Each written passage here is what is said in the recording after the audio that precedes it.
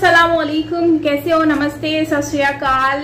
उम्मीद करती हूँ बिल्कुल ठीक होंगे। और आज मैं आप लोगों के लिए बहुत ही ज़बरदस्त वीडियो लेकर आई हूँ। 15 अगस्त आने वाला है और 15 अगस्त पे हमें जो कश्मीर से रिलेटेड वीडियोस देखने को मिल रही हैं, इसमें लोगों के इंटरव्यू सुनने को मिल रहे हैं। बिल्कुल डिफरेंट अनएक्सपेक्टेड इंटरव्यूज़ हैं जो कि हमें देखने को मिल रहे हैं। सो यस, करते हैं वीडियो को स्टार्ट। ओरिजिनल वीडियो का लिंक मिल जाएगा आप लोगों को नीचे डिस्क्रिप्शन में, सो आप वहां से देख सकते हैं। और मेरे चैनल पर न्यू हैं तो सब्सक्राइब करना बिल्कुल मत भूलिएगा एंड बेल आइकन को ऑल नोटिफिकेशन पे प्रेस करेंगे तो ही आप लोगों को मेरी सारी वीडियोस मिलती रहेंगी। So yes, let's start the video. कौन कौन बख्त कहेगा कि तिरंगा उठाने वाला यहाँ कोई नहीं मिलेगा।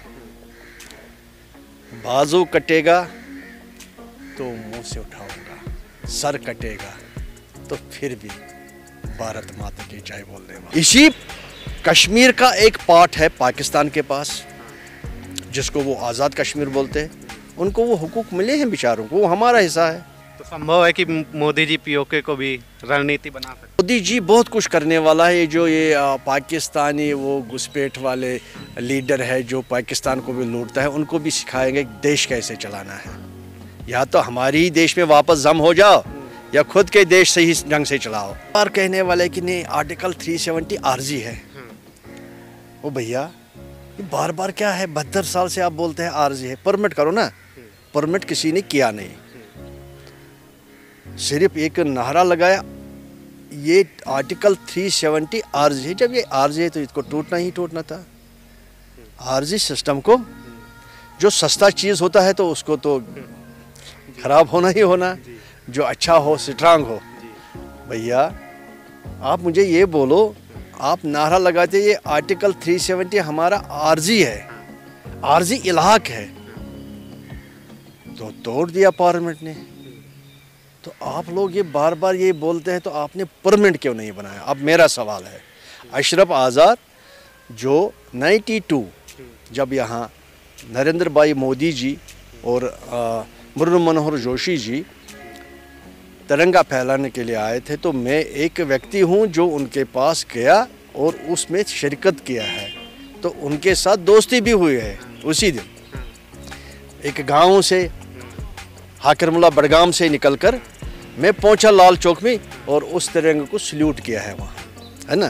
सर आपने एक चीज़ बताई थी कि मतलब आप पहुंच करके तिरंगे को सल्यूट कर रहे थे, उधर वो बंदूक तोप वाले भी थे आपके गांव से हिजबुल के। ओ भैया, इतने वहाँ से जहाँ से मैं निकला वहाँ से 2 जने निकले हैं। एक ने उस पार लिया है, दूसरे ने तो हमारा अपना है। भारत मेरा है, मैं क्यों जाऊँ उधर उधर? जब भारत मेरा है, पूरा मुल्क मेरा है, मैं उधर इधर क्यों जाऊँ?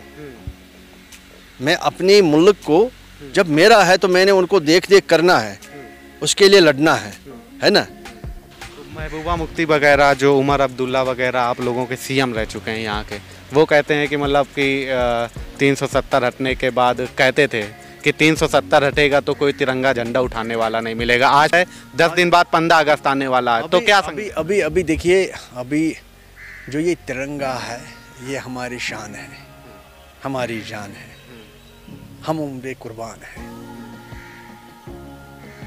तो कौन कौन बख्त कहेगा कि तिरंगा उठाने वाला यहाँ कोई नहीं मिलेगा।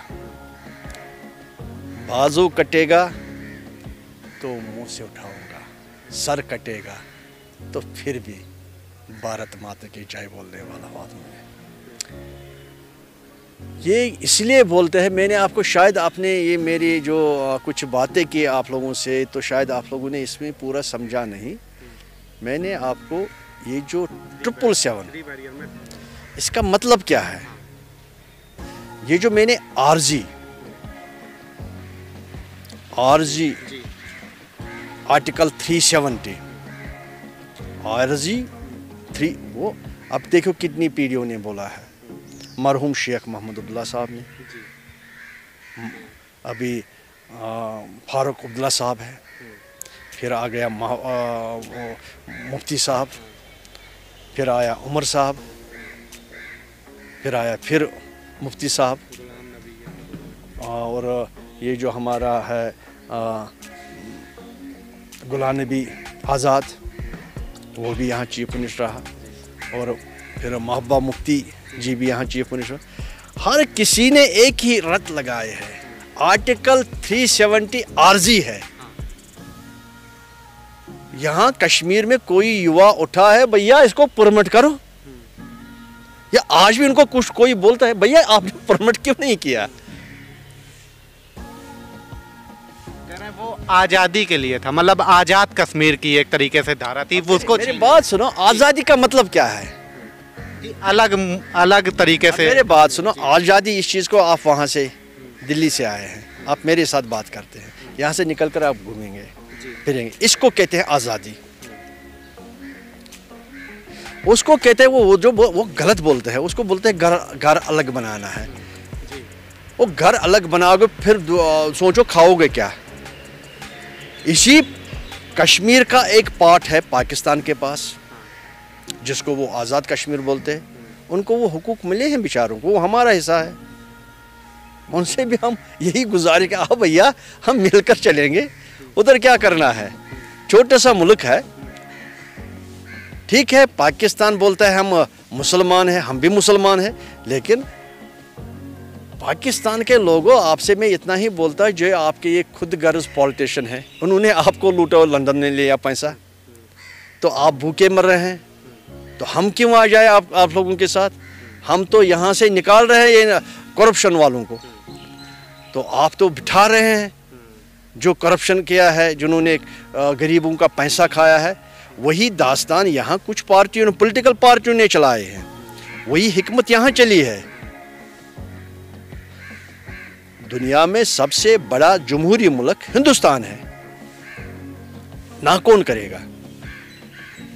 हिंदू का अपना मजहब है, वो पाले, तो नफरत क्यों करें हम? आपस में क्यों नफरत करें? नफरत नहीं है। पीओके के बारे में यहाँ के लोग क्या सोचते? मैंने यही बोला ना, आपको बोला, वो भी हमारा जिस्म का एक पार्ट है। मतलब हिंदुस्तान का पार्ट है कि क्या लगता है? जब मैं बोला मैं भारत मेरा है, इसका क्या मतलब है? वो भी पार्ट है। जब भारत खुद बोलता है कश्मीर हमारा ताज है, इसका क्या मतलब है? वो हमारा ही एक पार्ट है ना, एक जिस्म का। हाँ, तो उसको भी पार्ट से ही मिलना है ना।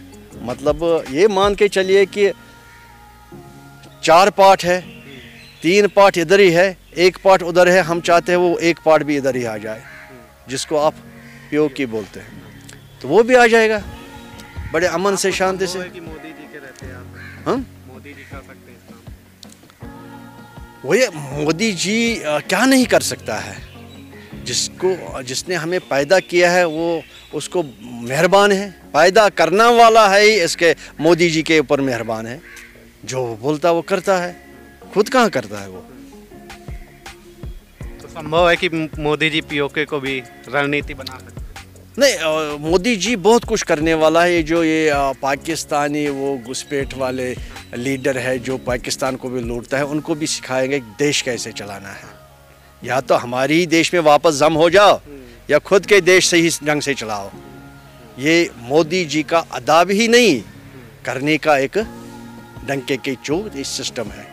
अच्छा सर, मोदी जी के बारे में थोड़ा बताइए। मतलब आप तो 1992 पे उस समय से मोदी जी आपके दोस्त हैं, तो वहाँ उस समय तो 1992 की अगर बात करें यहाँ पे लाल चौक की, तो और भी काफ़ी सारे झंडे लगा करते थे, तो और आज का टाइम है कि तिरंगा झंडा लगता है, तो ये कितना चेंजमेंट आया? और मोदी जी और जोशी जी की रणनीति कैसे? देखिए, मोदी जी की जो रणनीति है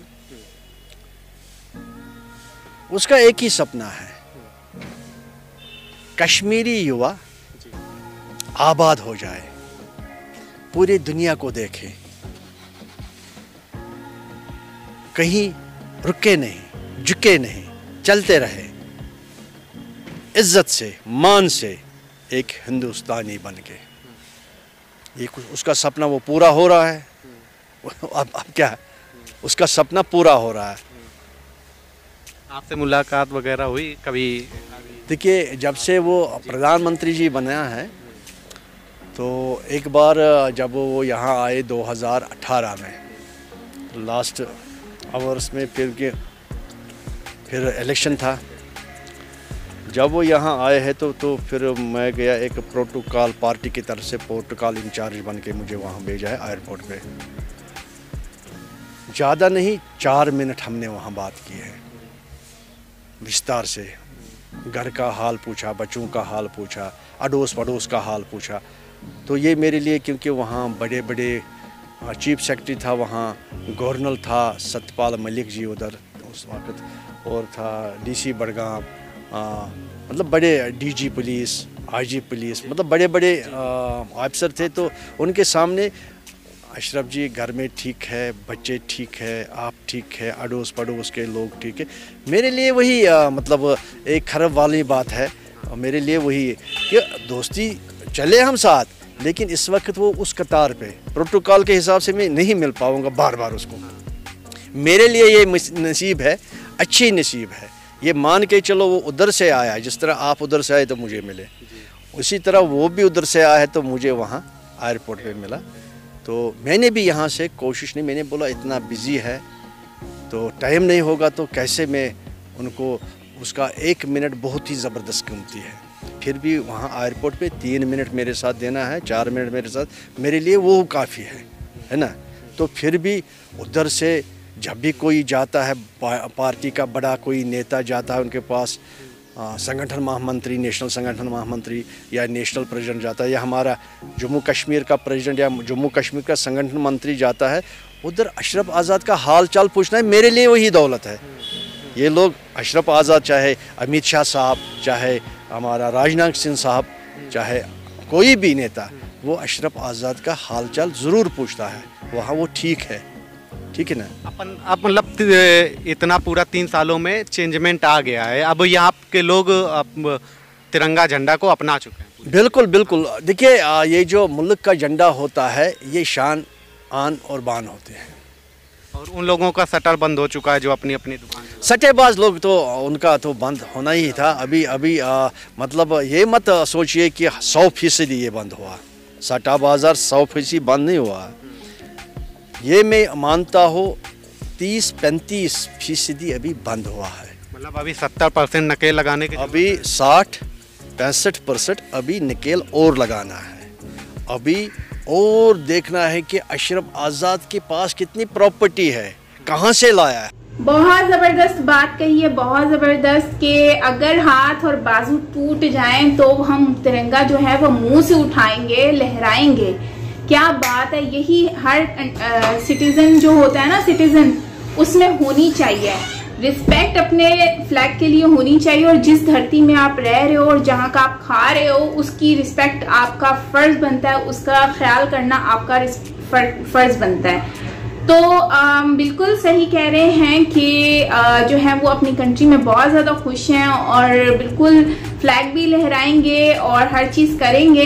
और पैदा यहाँ हुए हैं, इनके बच्चे बड़े सब यहीं पर ही, जब एक ही जगह पर रह रहे हैं, हर चीज़ उनको भारत ही दे रहा है, इस वक्त अरेंज कर रहा है हर चीज़, मुश्किलात मतलब सामना करते हुए भी आप भारत ने उनको हर वो फैसिलिटीज़ देने की कोशिश की है 370 हटाने के बाद, जो कि एक नॉर्मल सिटीजन को मिलती है।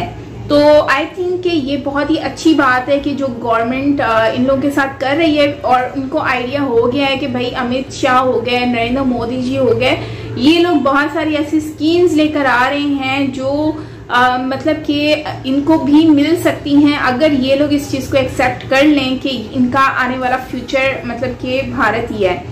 सो लिहाजा इन्होंने जो वीडियो में अपने वर्ड्स दिए हैं वो बिल्कुल सही हैं कि हम जो हैं, हम लोग यहीं पर रहे हैं, यहीं पैदा हुए हैं, और जो है हमें हर तरह की यहाँ फैसिलिटीज़ जब प्रोवाइड कर रहे हैं या हो रही हैं, तो इससे बढ़ के और क्या चाहिए। और सबसे बड़ी बात मुझे जो इनकी वीडियो में अच्छी लगी है, मतलब इस इंटरव्यू में, वो ये है कि ये कह रहे हैं कि हमारा जो यहाँ का जो सिस्टम है उसके लिहाज से सब कुछ ठीक चल रहा है, चाहे वो एजुकेशन हो जाए, चाहे वो जॉब्स हो जाए, हर चीज़ मतलब प्रोवाइड करने की कोशिश की जा रही है। और 370 हटने के बाद वैसे भी आपको मालूम है कि काफ़ी चीज़ें सही हुई हैं, क्योंकि इससे पहले तो ना तो कश्मीर में इंटरनेट हुआ करता था, ना ही उन लोगों की कोई मतलब स्टोन पेंटिंग होती थी, बहुत ज़्यादा इतनी हुआ करती थी कि लोग घरों से बाहर नहीं निकल पाते थे। नॉर्मल लाइफ जो है वो लोगों की बहुत ही ज़्यादा डिस्टर्ब हो चुकी थी। तो उस लिहाज से आई थिंक कि अब इन लोगों को आइडिया हो गया है कि यही हमारी लाइफ का जो है ना वो रियल एम होना चाहिए कि हम लोग अपनी जो मतलब करंट गवर्नमेंट है उनके साथ मिलकर हम लोग अपनी लाइफ को मतलब एडजस्ट करें और खुद को मतलब खुद का फ्यूचर जो है वो संवार सकें। सो ओवरऑल गाइज बहुत अच्छा वीडियो था, और जिस तरह से इन्होंने डिस्कशन की है रिगार्डिंग जो है वो कश्मीर के ऊपर इन मुल्ला साहब ने तो बहुत ही ज़बरदस्त जो है वो इसी तरह से शांति बनाकर रखें, प्यार मोहब्बत से रहें। यार नफरत से तो कुछ मिलना ही नहीं है ना इंसान को, तो नफरत फैलाकर करना क्या है। तो इस तरह के और भी अगर हिंदुस्तान में मुझे लगता है कि मौलाना हो या मुल्ला साहब हो तो आई थिंक कि बहुत सारी चीज़ें अच्छी हो जाएंगी। और अमन हम लोग खुद खराब करते हैं, और ये पॉलिटिक्स वाले जो है ना यही अमन खराब करते हैं। अब आप देख लेना, ये मुफ्ती हो गए, ये महबूबा मुफ्ती हो गई, मतलब इस तरह के लोगों ने ही प्रॉब्लम्स को क्रिएट किया है। अगर ये लोग ही यहाँ चाहें तो मतलब सही से रहें तो क्या कुछ होगा यहाँ पर? नहीं होगा। तो अपने वतन के साथ जो है ना पूरा ईमान रखना और उनको जो है वो अपने दिल से सलाम करना और प्यार मोहब्बत दिखाना, यही एक असल जो पैट्रियोटिक जो होता है ना बंदा, वो ही होता है। तो आई थिंक कि वीडियो बहुत ही अच्छा था, बहुत ही हार्ट टचिंग स्पीच थी और मज़ा आया इनकी वर्ड सुन के। और बाकी पाकिस्तान का जो रहा यार, वाकई में पाकिस्तान की कंडीशन इस वक्त है डाउन, जो आपके सामने ही है कि करप्शन वगैरह भी है यहाँ पर और अभी थोड़े प्रॉब्लम्स चल रहे हैं। तो आई होप कि आने वाले वक्त में पाकिस्तान की भी कंडीशन ठीक हो जाएगी। लेकिन वही बात है कि जाहिर बात है जब एक बंदे को पता है कि सामने वाली कंट्री जो कि ऑलरेडी डूबी हुई है कर्जों में, उन लोगों का मुस्तकबिल का कुछ पता नहीं है, तो जाहिर सी बात है वो लोग फिर क्या करेंगे? वो लोग यही कहेंगे ना, खल्ली वल्ली करो, हम लोग जो मिल रहा है उसी को ही शुक्र अदा करो। तो ऐसे ही होगा, जाहिर बात है हर कोई अपना ही अच्छा सोचने की कोशिश करता है, तो इसमें कोई बुराई भी नहीं है अगर वो अच्छा सोचने की कोशिश कर रहे हैं। तो यस, ये था हमारा आज का वीडियो। दोस्तों आपका क्या कहना है कमेंट सेक्शन में ज़रूर बताइएगा। बाकी मिलते हैं नेक्स्ट वीडियो के साथ। चैनल पर न्यू है तो सब्सक्राइब करना मत भूलिएगा एंड बेल आइकन को ऑल नोटिफिकेशन पे प्रेस करेंगे तो ही आप लोगों को मेरी सारी वीडियोस मिलती रहेंगी। मैंने न्यू व्लॉग भी अपलोड कर दिया है Saima pizza the vlog channel पर, तो ज़रूर वॉच कीजिएगा, आपको बहुत अच्छा लगेगा। सो मिलते हैं नेक्स्ट वीडियो के साथ। Till then take care, bye bye.